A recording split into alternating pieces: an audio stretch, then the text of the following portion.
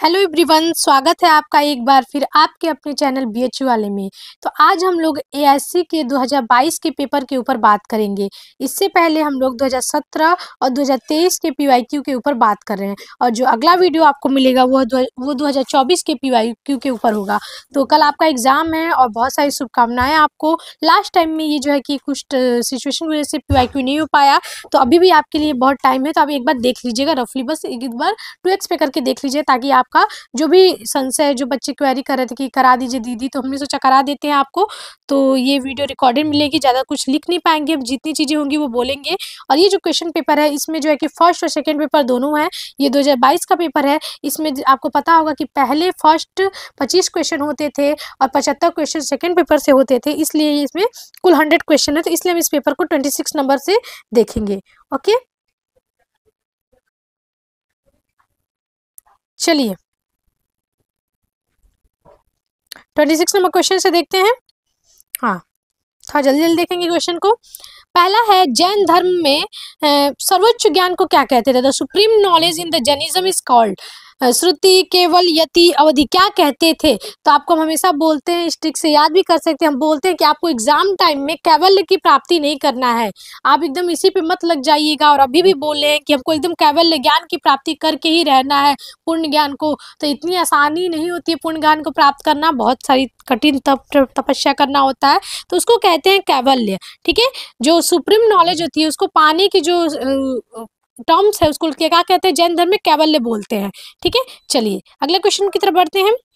27 number question है, निम्नलिखित में से किस शिलालेख में गौतम बुद्ध का जन्म स्थान निर्देशित है? इसके बारे में बार बार जिक्र हो चुका है और वो कौन सा है? रुमन दे स्तंभ शिलालेख। ठीक है, ये इसी में जो है कि गौतम बुद्ध के जन्म स्थान निर्देशित है। आपको पता होगा यहाँ पे कुछ करों की भी छूट दी गई है। ओके, चलिए अगला बढ़ते हैं।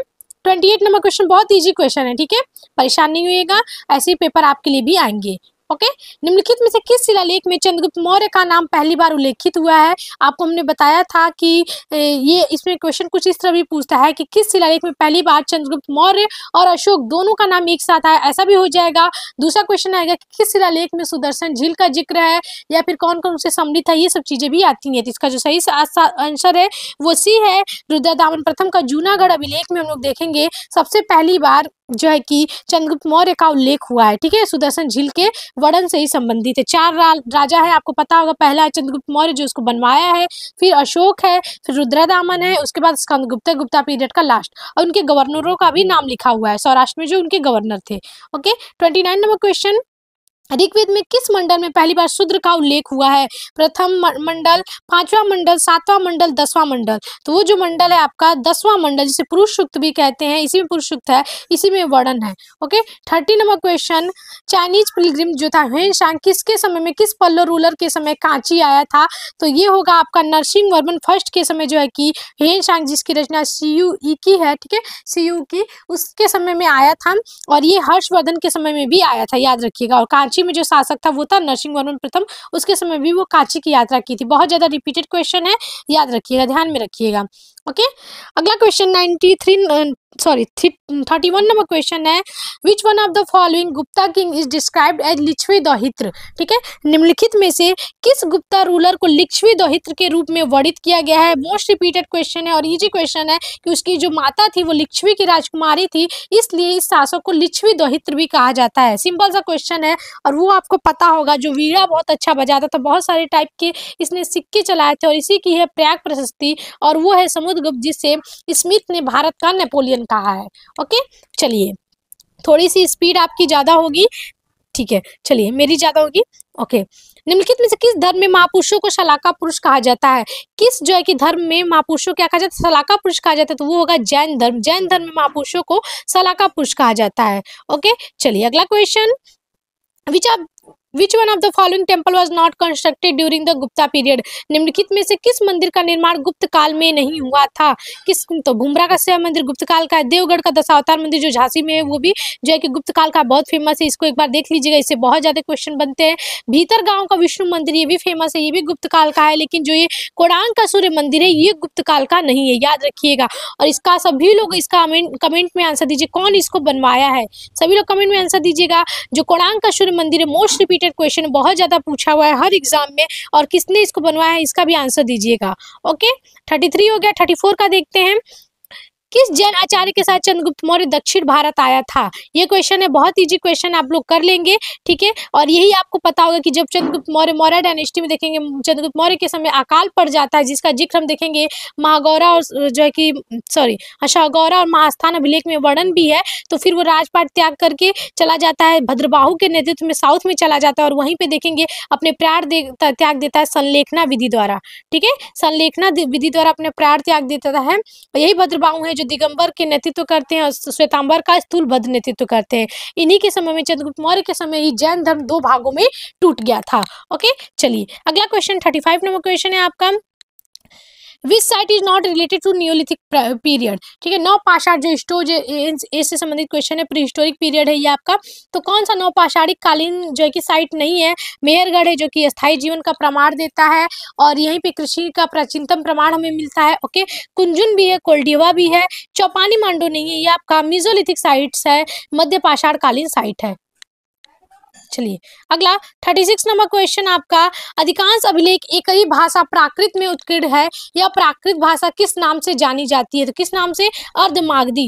ओके, जो कि एक रीजनल लैंग्वेज थी जो आम लोगों को समझ में आती थी, और ज्यादातर अभिलेख इसलिए इसी भाषा में लिखी जाती थी। ओके, अगला है तांड महाब्राह्मण को और किस नाम से जाना जाता है? ज्यादातर आप देखेंगे एक साथ लिखा होता है, हमने इस पे वीडियो भी बनाई है, आपको हर चीजें लिस्ट वाइज दी है। ये वैदिक पीरियड का क्वेश्चन है, बहुत सारे टर्म्स पूछता है, तो मैंने बहुत सारी चीजों को आपको ट्रिकी वे में पढ़ाया है वैदिक पीरियड को, बहुत शॉर्ट में और बहुत अच्छे तरीके से। तो एक बार आप उसको देख लीजिएगा, अगर आपको इसमें बहुत ज्यादा दिक्कत है तो आपको अंतिम तैयारी को बहुत मजबूती प्रदान करेगा, ठीक है। तो तांड ब्राह्मण को और किस नाम से जाना जाता है? पंचविश ब्राह्मण, ठीक है। तांड ब्राह्मण को पंचविश ब्राह्मण के नाम से भी जाना जाता है। ओके, 38 नंबर क्वेश्चन आपका, प्राचीन नगर उर संबंधित है, किससे संबंधित है? सुमेरियन सभ्यता से जो है कि उर संबंधित है। आप चाहेंगे तो इंडस वैली सिविलाइजेशन भी देख सकते हैं, शॉर्ट में है, 2 वीडियो बनी हुई है, अच्छे से याद हो जाएगा लिस्ट वाइज। ओके, अगला क्वेश्चन है, who is the author of Prithviraj Vijay? Famous question है, बुक ऑथर भी हमने कराया है। तो ये किसने किया है पृथ्वीराज विजय? तो वो है जयानक, जयानक ने लिखा है पृथ्वीराज विजय, याद रखिएगा। संध्याकर नंदी जो पाल वंश का रामपाल के ऊपर रामपाल चरित्र लिखी है, बहुत इंपॉर्टेंट संध्याकर नंदी का, और ये भी क्वेश्चन बहुत ज्यादा बार पूछा जाता है। ओके, चलिए अगला है आपका, किस पुरास्थल पर राजा अशोक और उसकी रानी की महिला सेविकाओं के साथ उन्मुक्त मूर्ति प्राप्त हुई? तो वो है कनंगहलनी स्तूप, ये भी फेमस है, क्वेश्चन बार बार पूछा हुआ है। ओके, अगला क्वेश्चन, किस शिलालेख में भारत शब्द उत्कीर्ण है? कौन सा ऐसा शिलालेख है जिसमें भारत शब्द उत्कीर्ण है? और बहुत ज्यादा ये क्वेश्चन पूछा हुआ है, ये है खारवेल का हाथी गुम्फा अभिलेख, ठीक है। खारवेल के हाथी गुम्फा अभिलेख में भारत शब्द उत्कीर्ण है, याद रखिएगा। और इसी में देखेंगे इस वंश का जो शासक है खारवेल, कभी क्वेश्चन पूछता है कि इसको किस और नाम से जाना जाता है, या फिर बहुत सारे इससे क्वेश्चन पूछता है। तो ये जो है कि महामेघवाहन वंश या फिर चेदी वंश का शासक था खारवेल, और इससे हमें देखेंगे जैन धर्म की जानकारी मिलती है, क्योंकि सॉरी जैन धर्म का था ये, और इससे हमें नंद वंश के बारे में भी जानकारी मिलती है। ओके, चलिए अगले क्वेश्चन की तरफ बढ़ते हैं। दशराग युद्ध क्या है? दशराग क्या है? तो आपको पता होगा कि ऋग्वेद काल में वैदिक पीरियड में 10 राजाओं का युद्ध हुआ था, वही है दशराग युद्ध, जो कि रावी यानी परुषणी जो प्राचीन नाम है इसका, उसी नदी के किनारे हुआ था। इसमें 2 जो प्रमुख ऋषि थे वो वशिष्ठ और विश्वामित्र थे, जो दोनों जनों का नेतृत्व कर रहे थे। और कभी भी क्वेश्चन पूछता है सुदास किस जो है कि जाति के थे या फिर किस कबीले के थे? तो त्रिस्तु कबीले के थे। ओके, याद रखिएगा, ये क्वेश्चन हमने PYQ में भी कराया है। जो क्वेश्चन बनेंगे वो उससे हम बता भी देंगे, जिस क्वेश्चन से जो क्वेश्चन बने जब मुझे आएगा माइंड में। ओके, भगवान महावीर किस कुल से संबंधित है? ज्ञात्रिक कुल से। ओके, और शाक्य कुल से गौतम बुद्ध संबंधित है। ओके, कुल से बहुत ज्यादा क्वेश्चन पूछता है, माता का नाम पूछता है, ये सब चीजें। कौन सा वैदिक शास्त्र उपनयन संस्कार का विस्तार वर्णन करता है? उपनयन संस्कार 16 संस्कारों में से एक है, आपको हमने बार बार बोला है कि एक बार 16 संस्कार देख लीजिएगा, तो देख लीजिएगा। और किसमें विस्तार पूर्वक वर्णन है इसका, ये भी क्वेश्चन पूछा हुआ है। बहुत इंपॉर्टेंट ब्राह्मण ग्रंथ है, और वो है शतपथ ब्राह्मण, ऋग्वेद के बाद सबसे ज्यादा मान्यता है तो इसी ब्राह्मण ग्रंथ की है। ओके, अगला है तथागत किसे कहा जाता है? तो किसे कहा गया? गौतम बुद्ध को जब ज्ञान की प्राप्ति हो गई तो उन्हें तथागत कहा गया, याद रखिएगा। माखली पुत्र गोसाल कौन थे? आजीवक धर्म के संस्थापक थे। ओके, जो माखली पुत्र गोसाल थे वो आजीवक धर्म के संस्थापक थे, पहले जैन धर्म को फॉलो करते थे। 46 नंबर क्वेश्चन आपका, निम्न समूह में से कौन सुमेलित नहीं है? पाणिनि, अष्टाध्यायी, पतंजलि, महाभाष्य, बहुभूति, गार्गी संहिता, कालिदास ऋतुसंहार। आप सभी को पता है पाणिनि अष्टाध्यायी बिल्कुल सही है, पतंजलि महाभाष्य बिल्कुल सही है, बहुभूति की गार्गी संहिता गलत है, कालिदास का ऋतुसंहार सही है। ओके, बहुत इजी क्वेश्चन है, आप लोग कर जाएंगे। 47 नंबर क्वेश्चन, निम्नलिखित में से कौन सा बौद्ध ग्रंथ नहीं है? कौन सा नहीं? तो कौन सा कथाकोश बौद्ध ग्रंथ नहीं, बल्कि चुल्लवग, मिलिंद, सुत्त पिटक, ये सारे बौद्ध ग्रंथ है। ओके, ये वैदिक ग्रंथ है। 48 नंबर क्वेश्चन, कौन सा राजा गौतम बुद्ध का समकालीन नहीं था? आप सभी को पता है बिंबिसार, अजातशत्रु, चंद्रप्रद्योत, लेकिन कालाशोक नहीं है। देखिए इसी के समय में द्वितीय बौद्ध संगति हुई है, तो कालाशोक तो कैसे भी समकालीन नहीं होगा। ऐसा इजी क्वेश्चन है, आप कर सकते हैं। 49 नंबर क्वेश्चन आपका, किस नदी के साथ लोथल पतन अच्छी तरह से संबंधित है? तो आपको पता है भोगवा नदी जो कि गुजरात में लोथल संबंधित है, डॉकयार्ड है, एक बंदरगाह है, और ये भोगवा नदी से संबंधित है। एस.एस. राव ने इसकी खोज की थी। ठीक है, कृत्रिम बंदरगाह है ये, लोथल सभ्यता का एक महत्वपूर्ण बंदरगाह है ये। अगला, कौन सा स्थल गुजरात में स्थित नहीं है? तो आप सभी को पता है आलमगीरपुर, ये जो है कि यूपी में स्थित है और बहुत पूर्वी छोर है। ठीक है, हिंडा नदी के किनारे है, ये गुजरात में नहीं है, बाकी तीनों गुजरात में स्थित है। अगला क्वेश्चन है आपका 51 नंबर क्वेश्चन, सम्राट अशोक की निम्नलिखित में से किस पत्नी ने धार्मिक कार्यों के लिए दान दिया था? तो कौन सी है? कारुवकी। ठीक है, कारुवकी जो है कि धार्मिक कार्यों के लिए दान दी थी, यही है। ओके, अशोक की यही पत्नी, इन्हीं का नाम हमें देखने को मिलता है अभिलेखों में। ओके, अगला क्वेश्चन है, अशोक का वह एकमात्र शिलालेख कौन सा है जिसमें कराधान के विषय में वर्णन किया गया है? 52 नंबर क्वेश्चन, तो वो कौन सा है? रुमनदेह का स्तंभ लेख। आपको हमने बताया बुद्ध के जन्म से भी संबंधित है और कराधान का भी इसमें जिक्र मिलता है। कुछ करों की छूट दी गई थी क्योंकि वो गौतम बुद्ध का जन्म था। सम्राट अशोक के शासनकाल में निम्न में से किस विदेशी को सौराष्ट्र का गवर्नर नियुक्त किया गया था?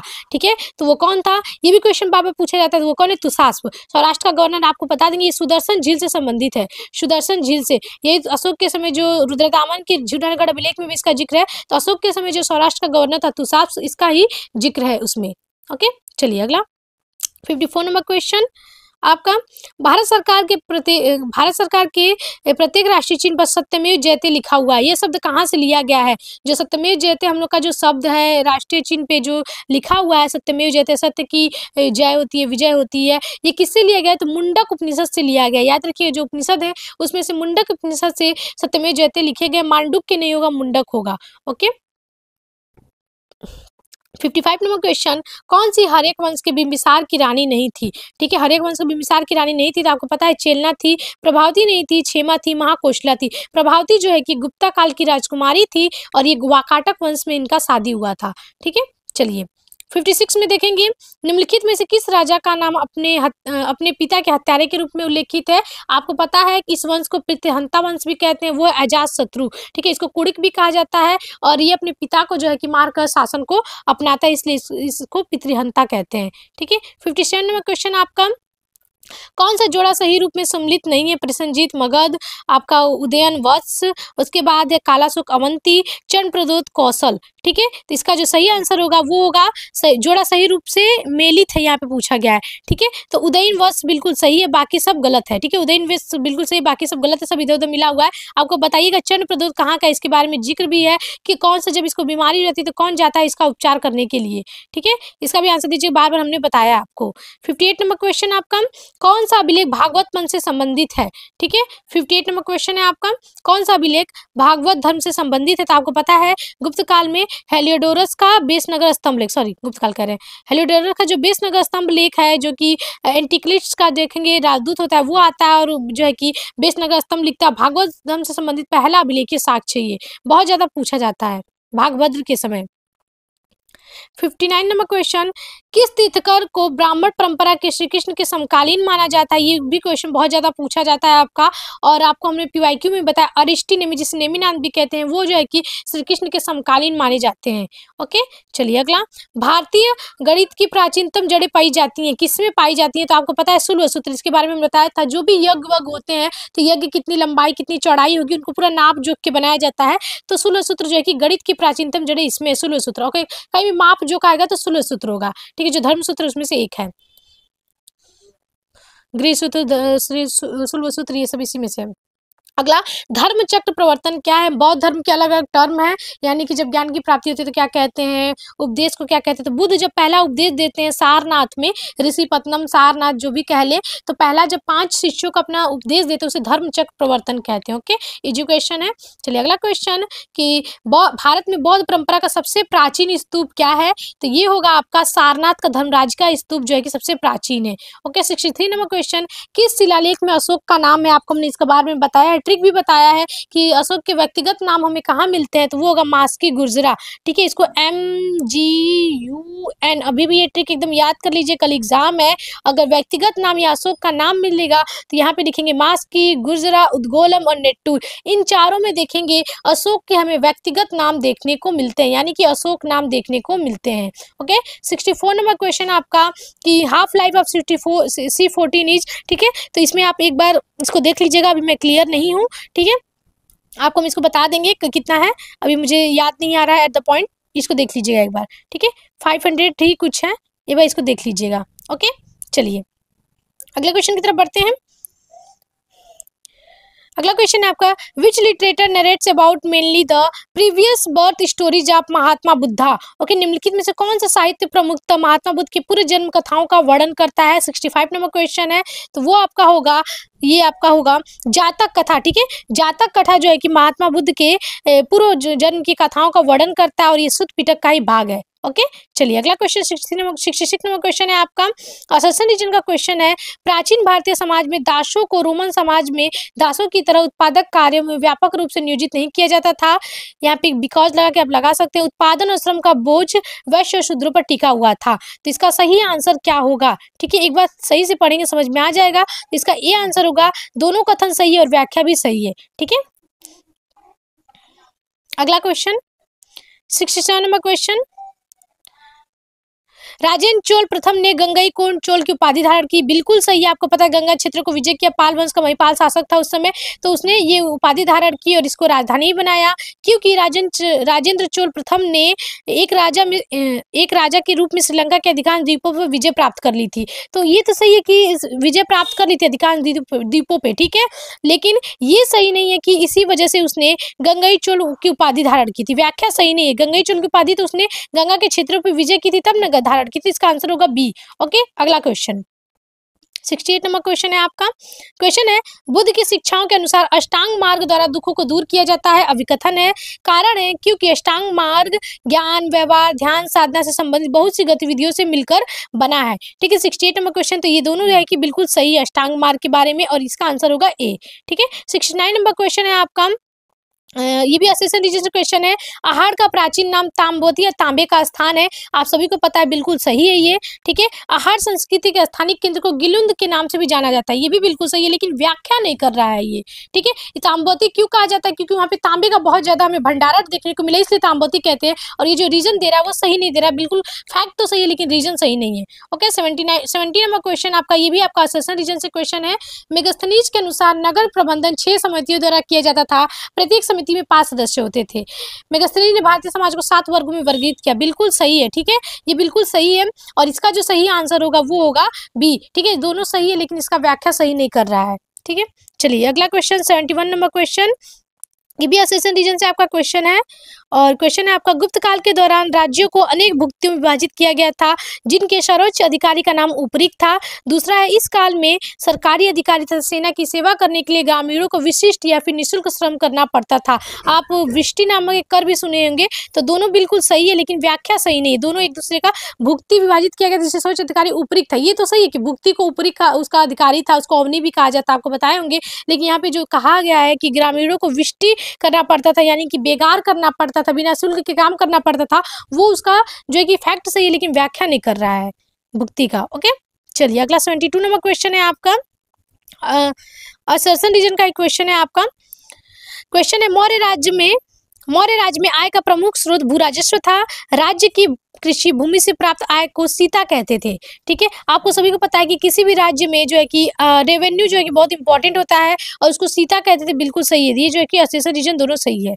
ओके, क्वेश्चन क्या है, मौर्य राज्य में आय का प्रमुख स्रोत भू राजस्व था। बिल्कुल सही है, राज्य की कृषि भूमि से प्राप्त आय को सीता कहते थे। आय का प्रमुख स्रोत भू राजस्व था, बिल्कुल सही है, और इसको सीता कहते थे, ये भी बिल्कुल सही है। ठीक है, तो इसका सही आंसर होगा ए। चलिए 73 नंबर क्वेश्चन आपका, निम्नलिखित राजाओं में से कौन हर्षवर्धन के समकालीन नहीं था? हर्षवर्धन जो देखेंगे गुप्तोत्तर काल के बाद आएगा, तो यहाँ पे शशांक के बारे में आप सुने होंगे जब हर्षवर्धन के बारे में देखेंगे, ठीक है। उसके बाद देखेंगे यशोवर्मन, ये यशोवर्मन भी होगा आपका, ठीक है। हर्षवर्धन के समकालीन नहीं था ये पूछा जा रहा है, ओके सॉरी, हमें ये बताना है ना, तो इसका आंसर होगा आपका यशोवर्मन, ठीक है, वेट, यशोवर्मन, ओके। और ध्रुवसेन तृतीय, ये दोनों नहीं थे, बाकी पुलकेशिन तृतीय, एओला अभिलेख में आपको पता होगा ध्रुवसेन द्वितीय भी होगा, यशोवर्मन भी होगा, सॉरी यशोवर्मन नहीं होगा, और शशांक, ये सारे हर्षवर्धन के समकालीन थे, ओके। चलिए अगला, इसका आंसर होगा सी, बी और ई होगा, ओके। अगला क्वेश्चन 74 नंबर क्वेश्चन, बरामीर 6वीं शताब्दी के वैज्ञानिक थे, उनके रचित ग्रंथ है, कौन कौन से उनके रचित ग्रंथ है? तो आपको पहले ये पता होगा वेदांग ज्योतिष इनका नहीं है, ये लगत की रचना है, तो ए को पहले ही निकाल दीजिए। यहाँ पे आप देखेंगे ये नहीं होगा आपका, यहाँ पे पंच सिद्धांत का बिल्कुल बरामीर की रचना है, ठीक है, आपको जैसे पता होगा, वेट, क्वेश्चन नंबर 74 था ना, हाँ, तो आपको पता होगी वेदांग ज्योतिषी लगत का, और ये लगत बहुत ज्यादा इंपॉर्टेंट है, प्राचीन ज्योतिष थे, ठीक है। तो इसका आंसर जो होगा आपका ये होगा पंच सिद्धांत का और गणित सार संग्रह, ये सारे जो है कि वरामिहिर की है, ठीक है, याद रखिएगा। अगला 75 नंबर क्वेश्चन है आपका, निम्नलिखित में से कौन से राज्य वर्ष में मौर्य वंश के राजा अशोक ने कलिंग का युद्ध किया था? आपको पता है 8वें वर्ष में किया था, बहुत इजी क्वेश्चन है, 8वें वर्ष में, जिसमें 13वें शिलालेख में इसका जिक्र है, कलिंग युद्ध, ओके। 76 नंबर क्वेश्चन, वे कौन से त्रिरत्न है जो जो जो जो जैन परंपरा से सबसे पवित्र माने जाते हैं? तो वो कौन से हैं आपके? वो है आपके सम्यक ज्ञान, सम्यक चरित्र, सम्यक दर्शन, ये तीनों हैं, आपको त्रिरत्न पता होगा, तो इसका आंसर होगा आपका, वेट, हाँ, ऊपर क्या हमने लगाया, सम्यक ज्ञान, सम्यक ज्ञान यानी कि ADE, इसका सही आंसर होगा ADE, ओके। चलिए 77 नंबर क्वेश्चन, किस मौर्य राज्य की हत्या के बाद पुष्य शुंग ने शुंग वंश की स्थापना की? तो कौन होगा? बृहदत्त होगा, ठीक है, बृहदत्त अंतिम शासक था मौर्य वंश का। चलिए अगला क्वेश्चन 78, पाई का मान क्या है? आर्यभट्ट ने जो पाई का मान बताया वो क्या है? तो 3.1416 है, ओके। अगला 79 नंबर क्वेश्चन, अगला क्वेश्चन है, जातकों में गौतम बुद्ध के विभिन्न जन्मों का वर्णन किया गया है, जातक ग्रंथ में किसका भाग है? किसका भाग है ये जातक ग्रंथ? ठीक है, दिग् निकाय, मध्यम निकाय, खुद्दक निकाय, मिलिंद पन्न, और उसके बाद है बुद्ध चरित्र। तो बहुत इजी क्वेश्चन, इसके बारे में हमने आपको बताया भी, तो ये होगा खुद्दक निकाय, ठीक है, जो सुत्त पिटक का ही भाग है, तो आगे सुत्त पिटक, फिर खुद्दक निकाय, फिर उसके बाद जातक ग्रंथ, ओके। चलिए अगले क्वेश्चन 79 हो गया, 80 नंबर क्वेश्चन देखते हैं, लास्ट 20 क्वेश्चन है।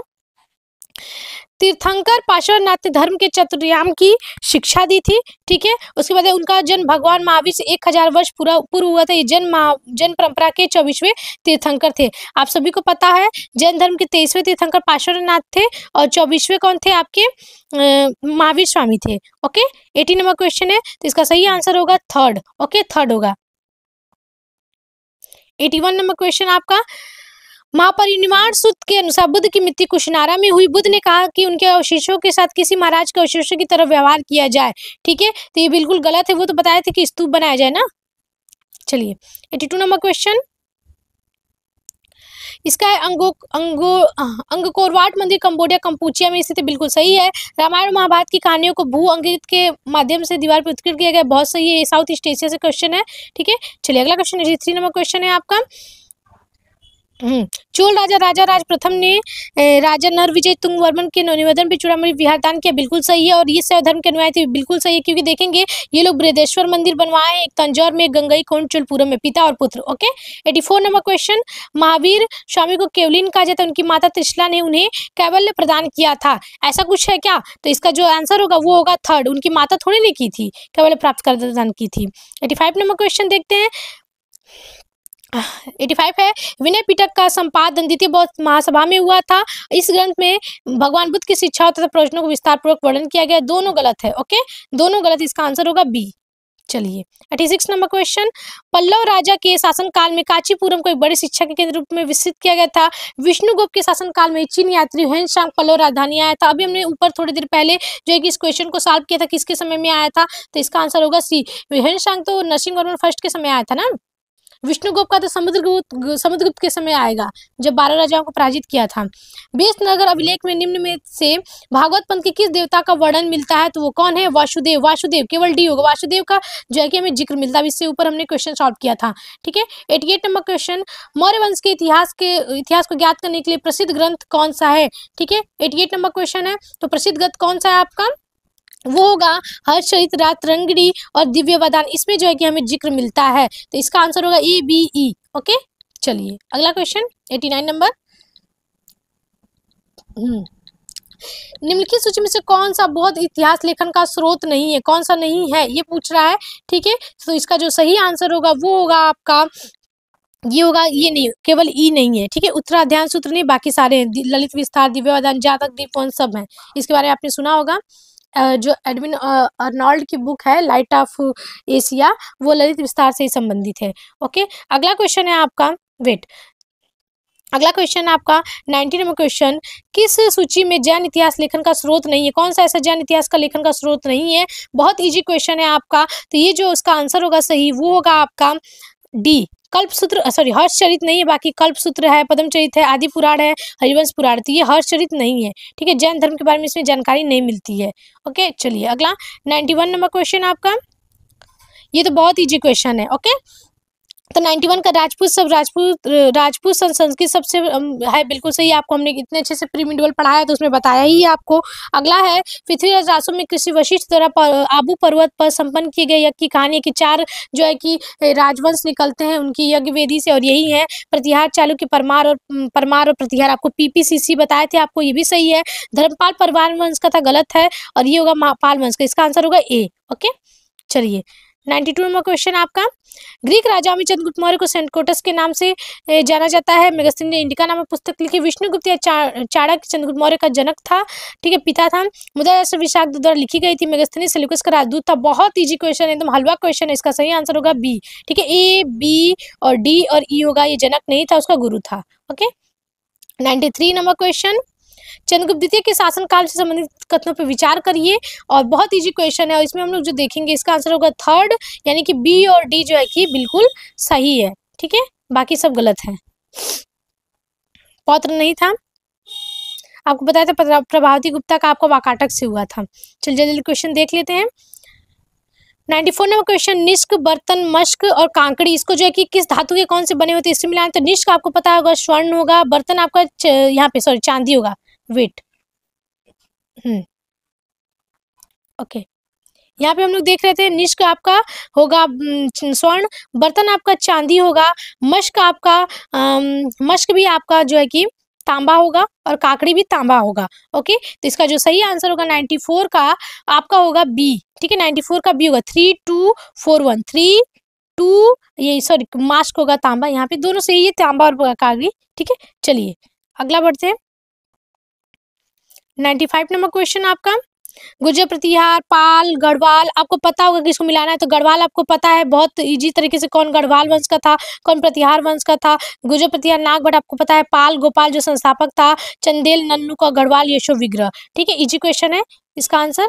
चलिए अगला 95 हो गया, ठीक है, तो 95 का जो आंसर होगा A होगा। ओके, ये होगा 96 देखना था ना, वेट, हाँ 96 नंबर क्वेश्चन है, पैलेयोलिथिक एज से है आपका। 96 भारतीय निम्न पुरापाषाण काल, भारतीय मध्य पुरापाषाण काल, भारतीय मध्य प्रस्तर काल, और ये तो इसमें देखेंगे जो भारतीय निम्न पुरापाषाण काल है। ओके,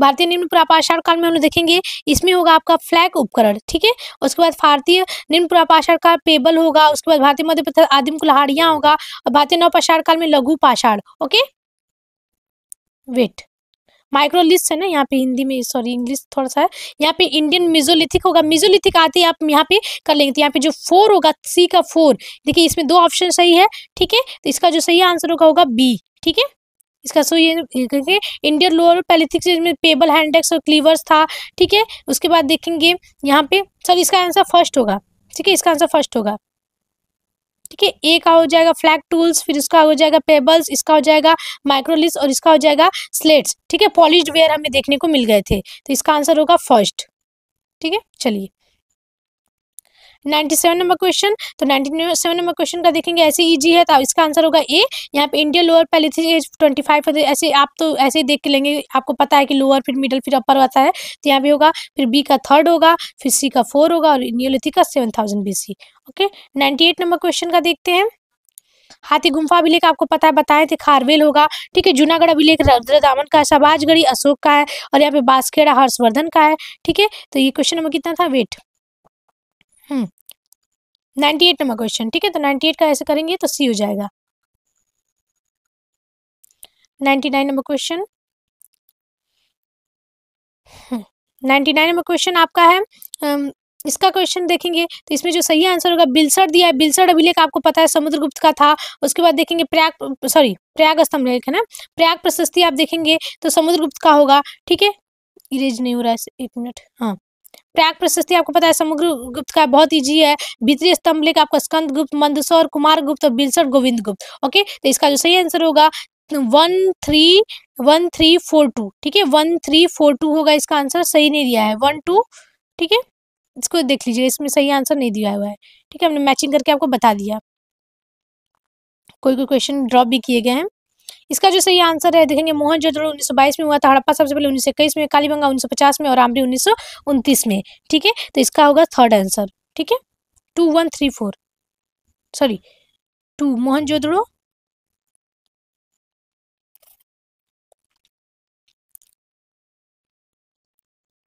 1234 ही होगा। ओके, चलिए एक बार इसको देख लीजिएगा।